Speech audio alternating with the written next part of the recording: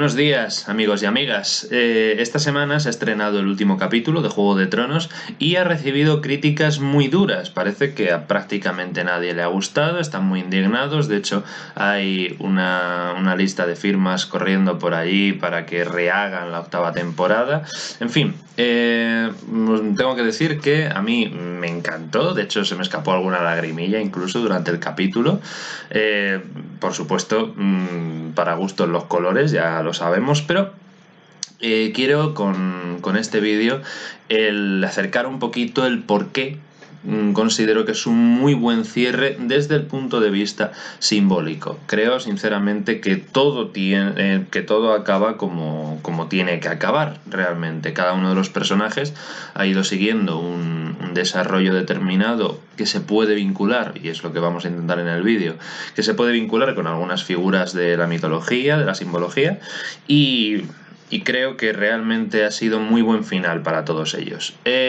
Aviso, este vídeo está cargado de spoilers del último capítulo, así que si todavía no lo has visto, pues sal de aquí corriendo, míratelo y luego, si te interesa, pues vuelves. Bienvenidos, amigas y amigos, al Circo Un Punto.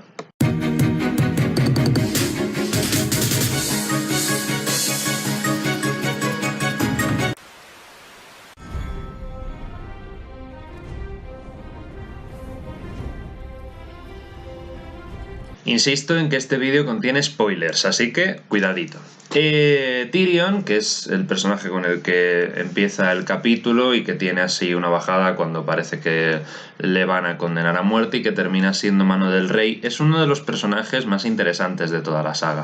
Tampoco me quiero enrollar mucho, pero el hecho de que sea un enano, ¿no? De que siempre durante toda la serie ha sido conocido como el medio hombre, el gnomo, la gente se burlaba de él, además perteneciendo a la familia de los Lannister, que son completamente hiperbóreos, son altos, rubios, guapísimos, de porte, de elegancia, con dinero, con tal, y de repente este hombre, ¿no? Con enanismo, tal, pues todo el mundo le tomaba un poco a burla. Me recordaba un poquito al emperador Claudio de la serie Yo Claudio, primero del libro y luego de la serie Yo Claudio, ¿no? De que al que siempre menosprecian, tal, y que en realidad es uno de los pocos que se mantiene con vida precisamente porque nadie termina de tomarle del todo en serio. Entonces, con el paso de la serie, además, es un personaje que ha experimentado una evolución enorme. Primero, un personaje entregado al vino, a las mujeres, a la fantasía, a la vida, digámoslo así, desordenada. Es muy curioso porque en esas primeras temporadas de la serie Tyrion simbólicamente refleja muy bien la idea del yo inferior. Además está este concepto de que padezca enanismo, pues refleja muy bien, ¿no? Todas las pasiones mundanas, los bajos instintos, todo esto que únicamente busca la satisfacción inmediata del placer. Pero luego, a medida que va avanzando la serie, a medida que el personaje va evolucionando, va aprendiendo, va vinculando las distintas relaciones, es muy interesante cómo se va convirtiendo en algo más. Al ser un enano, mitológicamente siempre se ha vinculado con el poder telúrico, por lo tanto con el conocimiento oculto, con el conocimiento secreto, y de hecho efectivamente es el más inteligente de toda la serie.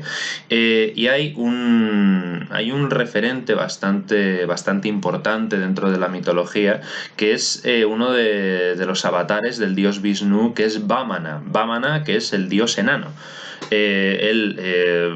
Vishnu se encarna en su avatar, que es un enano, y siendo un enano consigue derrocar al que es el rey del mundo. Entonces, a lo mejor incluso podríamos ver aquí un vínculo con Daenerys, ¿no? Si bien no lo hace directamente, sí que es el que pone la semilla para que Jon Nieve termine matando a Daenerys, ¿no? Entonces, un poquito esta idea, y de hecho me recuerda totalmente a toda la evolución y todo el desarrollo del personaje, insisto, ese principio de enanismo, de sabiduría contenida, me recuerda a otro gran personaje de la ficción.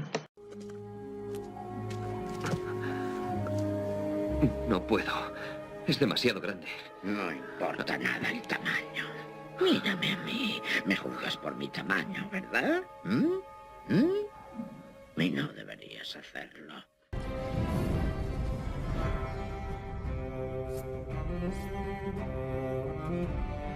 Es muy interesante también que sea la reina dragón, porque el dragón como animal emblemático, como animal totémico, ya nos va dando una pista de por dónde pueden ir los derroteros, porque el dragón lo bueno que tiene es que es dual, es reptil y es ave, es telúrico y es aéreo, entonces juega ese rol de salvador, porque muchos dragones están vinculados con la bondad, con la nobleza, con el conocimiento, con la sabiduría, con las fuerzas telúricas, la energía de la madre, la doncella, todo esto eso era Daenerys al principio de la temporada, pero luego se ha ido evolucionando poco a poco a la otra parte, a esta parte de la diosa oscura, la diosa bélica, y esa se convierte al final en una nueva Cersei. Entonces es esta idea tan buena del dragón como elemento salvífico o salvador, pero también como destructor y condenación, y es intrínseca las dos cosas. Entonces al final efectivamente Daenerys se ha convertido en Cersei, se ha convertido en su propio padre, y es por lo tanto necesario que muera.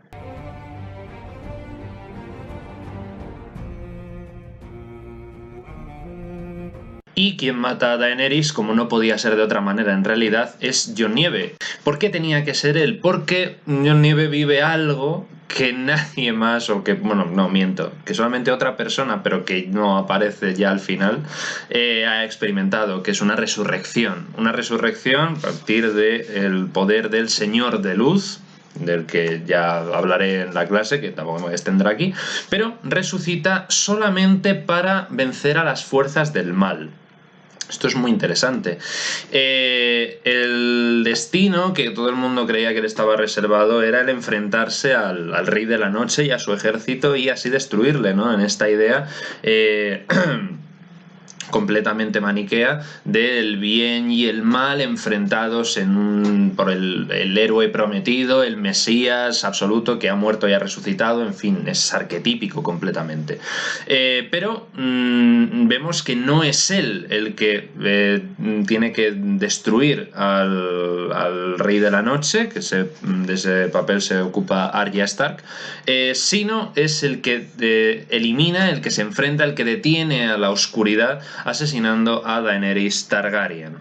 Entonces es muy curioso, es muy bonito y muy elegante también el hecho de que en una mezcla de amor, justicia, sangre, odio, tristeza, ese apuñalamiento final con ese beso, por un hombre que se rige por la justicia. Entonces esta idea de el elegido resucitado, que Jon Snow tiene clarísimamente un carácter mesiánico, es el anunciado para detener la tiranía, se manifieste bajo la forma que se manifieste, aunque sea bajo la figura de la persona de la que te has enamorado. Entonces esta idea de el Mesías justo por completo. De hecho, la justicia siempre va con una balanza, lo cual es evidente, la idea del equilibrio, pero también va con una espada.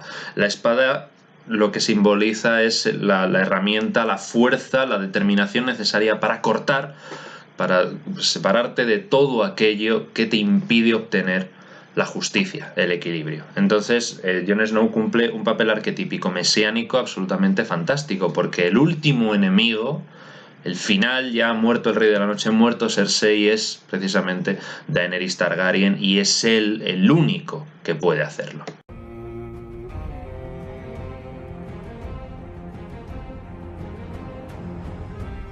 Arya es, junto con Brandon, mi personaje favorito de toda la serie, tranquilamente. Es representada como una chica, una joven, voluntariosa, pero tozuda, con carácter, que está constantemente desafiando los roles femeninos de su época, independiente, un poco belicosa también, aprende a luchar, entonces recuerda mucho a la diosa Artemisa. Son muchos los momentos que caracterizan a Arya, empezando con los dos clarísimos que me vienen a la cabeza.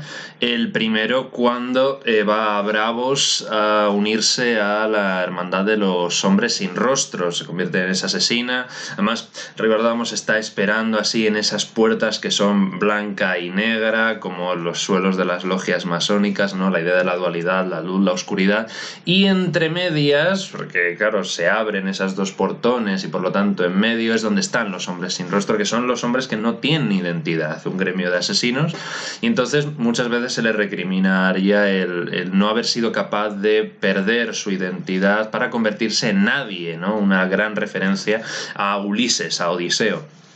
Pero, sobre todo, una de las cosas que más me ha fascinado ha sido en el penúltimo capítulo, ¿no? Cuando está paseando por Desembarco del Rey con todas las calles asoladas por el fuego, caótico, destructivo, todo, y se encuentra con ese caballo blanco que todo el mundo ha dicho, este caballo, ¿de dónde ha salido? ¿Qué hace aquí y tal? O sea, el caballo blanco es absolutamente un símbolo completamente maravilloso. Es a nivel totémico representa la idea del viaje, tanto físico como espiritual.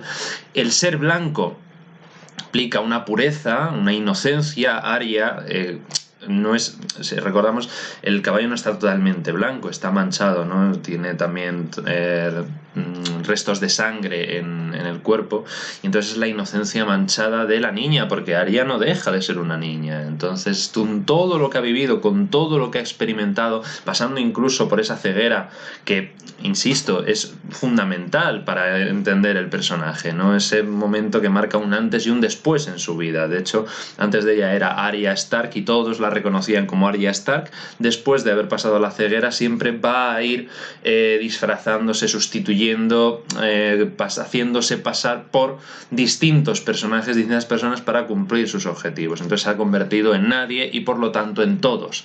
Pero sigue siendo inocente, sigue siendo una niña, y entonces ese caballo blanco representa esa inocencia manchada y que es un anticipo de lo que pasará luego con Arya. La idea del viaje, del tránsito, se monta en ese caballo blanco, abandona la escena destructiva. En el último capítulo apenas tiene presencia, una despedida muy emotiva de Jon Nieve, pero se marcha, se embarca y se va al oeste de Poniente, donde se dice que nadie ha vuelto nunca, donde terminan los mapas, nadie sabe lo que hay allí.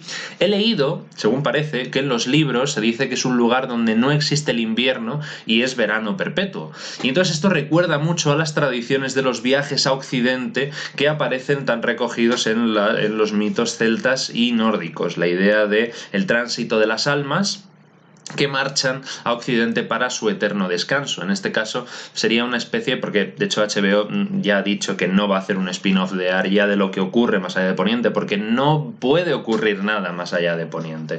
Es ese viaje, de hecho ocurre lo mismo en El Señor de los Anillos. El Señor de los Anillos termina con Frodo y con Gandalf marchándose, embarcando para navegar hacia Occidente, a las tierras imperecederas, ¿no? Entonces es esta idea de ese lugar de eterno reposo, de eterno goce, que si bien es cierto tiene ese cariz, le dan ese matiz explorador como una nueva Cristóbal Colón, pero en realidad el viaje al occidente eterno siempre remite a esta idea de la ida, la marcha al paraíso, a ese lugar, a las islas legendarias de Occidente de la tradición celta.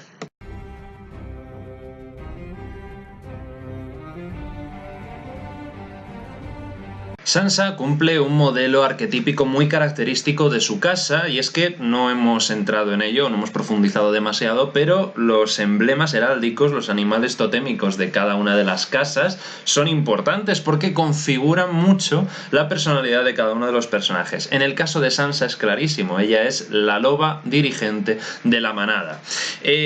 Con todo lo que ha vivido esta chica, que, fijaos, pasa de querer ser una princesa con una idealización completa del mundo medieval, de las justas, los torneos, los príncipes, los caballeros galantes, a experimentar toda una serie de, podríamos llamarlas, catastróficas desdichas. De hecho, presencia el asesinato de su padre, matan a su madre y a su hermano. Con la muerte de Robb, de hecho, ella se convierte en la señora de Invernalia. Tiene ahí un lío medio extraño con Meñique, de que él se medio enamora de ella, y una cosa un poco turbia. La casan con Tyrion, se escapa de Desembarco del Rey, acaba también casada con Ramsay Bolton, tiene que escapar de allí, en fin, mil cosas, más siempre entre medias de todas partes, la van utilizando como buenamente quieren, hasta que al final cada una de estas experiencias van configurando cada vez más su carácter y entonces la convierte en una mujer fuerte, valerosa y pragmática. Entonces ella se convierte realmente en la líder de la casa Stark en Invernalia. De hecho, actualmente es la señora de Invernalia, la reina en el norte de Invernalia, porque durante la coronación de su hermano Brandon, que es su hermano, que el trono de los reinos no está en manos de un desconocido, ¿no? Su propio hermano, pues aún así defiende la independencia del reino del norte, de Invernalia. Entonces se ha convertido, como digo, en la loba que protege a su manada. Va a ser la loba que protege el norte y de hecho al ganar este carácter tan fuerte y tan potente del lobo como protector, como custodio, por eso cuando conoce a Daenerys hay ese choque, hay ese enfrentamiento frío de ñe, porque el dragón y el lobo son dos tótems muy potentes, y entonces claro, van a estar siempre chocando, y sobre todo con el carácter digamos agresivo dominante del dragón y el carácter también dominante y potente del lobo, chocan mucho. Entonces tanto el dragón como el lobo tienen muchas variables, pero ellas dos, Sansa por un lado con el lobo y Daenerys con el dragón, van a estar en la misma línea, y entonces van a estar esas tensiones entre ellas dos. Pero como digo, cumple la autorrealización total, porque pasa de ser una niña al principio de la serie que quería ser princesa a convertirse en la señora de Invernalia, en la reina de Invernalia, la reina en el norte. Entonces es todo un proceso, toda una evolución que se traduce en una apoteosis, en una transfiguración y transmutación completa del individuo.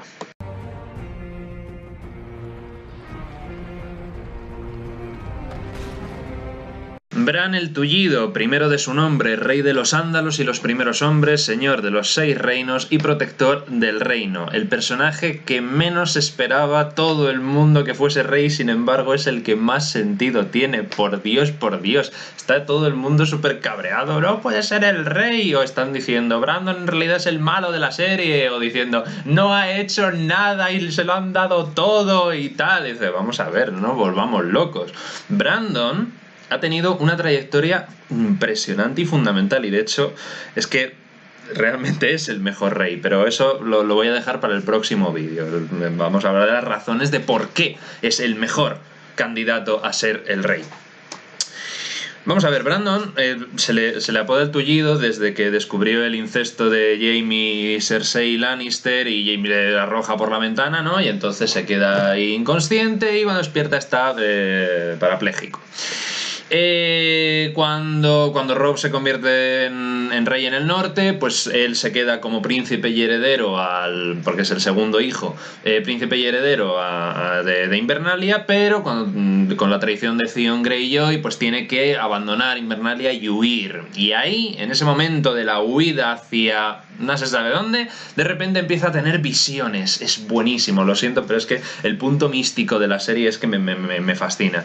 Empieza a tener visiones. De hecho, tiene visiones del famoso cuervo de 3 ojos, que es absolutamente maravilloso. Primero ya el hecho de que sea un cuervo. Los cuervos recuerdan, por supuesto, bueno, en este caso es uno, pero la idea del cuervo profético, visionario y tal, recuerda muchísimo a los famosos Hugin y Munin, que son los 2 cuervos de Odín, que son el pensamiento y la memoria. De hecho, ya cuando hablamos de cuervos, si está vinculado con el dios Odín, rey de los Aesir, de los dioses en la tradición nórdica, ya es un spoiler bastante claro. Además, Hugin y Munin representan la memoria y el pensamiento, por lo tanto también está todo muy vinculado con esta idea de lo que es el cuervo de 3 ojos, que es el receptor de pasado, presente y futuro, es el receptor de la historia.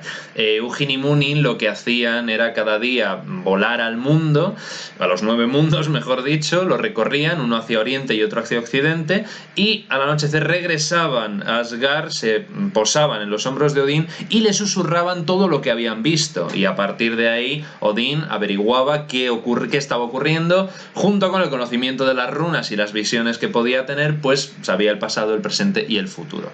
Trae al cuervo, que ya increíble, y además de 3 ojos, o sea, el tercer ojo en la frente es símbolo iconográfico clarísimo de la India, que lo podemos ver en representaciones del dios Shiva o incluso del Buda Gautama. Representa la iluminación completa. Entonces ya el cuervo de 3 ojos que se le aparece en sueños a Brandon, recordemos de hecho que los sueños son el canal de transmisión de mensajes de los dioses a los hombres, y el cuervo de 3 ojos le dice a Brandon que vaya al norte.